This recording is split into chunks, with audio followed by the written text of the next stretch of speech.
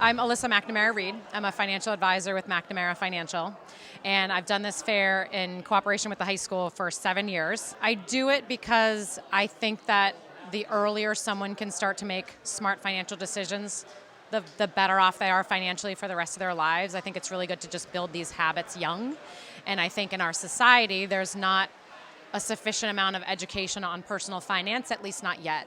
And so I think this is just a really good real-world exercise for kids to learn about what it means to live within your means and not spend more money than you make and not rely on credit cards and save your money and what is a 401k.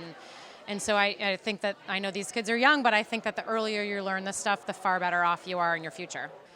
I think what surprises the kids most, well, maybe just some of the terminology that we use in personal finance, interest rates and mortgages and property and casualty insurance and 401k. Like a lot of these terms, they're just being exposed to for the first time, or maybe they've heard it before, but they don't quite know what it is. So I think that that's a surprise to them. But also I think the other surprise is just how expensive life is.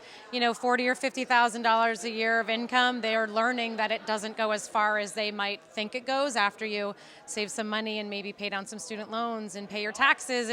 And so I think that a lot of them are just kind of surprised that, oh, I didn't have much left over, or I had to share my apartment, or I had to get a part-time job so that I had enough money. These are really, I think, good real-world lessons for them to know that how expensive life really is. I wasn't expecting to make as much money as I did, and I also wasn't expecting to lose all that money.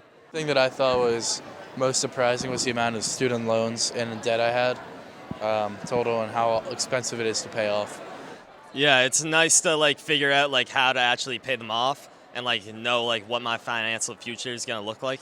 In my opening session, I gave them a couple key takeaways, and they learn so much today, and they're exposed to so much. And of course, we don't anticipate that they're going to retain all this knowledge that they learned today, but being exposed to it is great.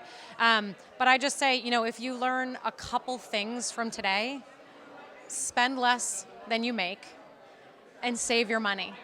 And just try to be responsible and pay attention to your money for the rest of your life, and your financial future is so much brighter.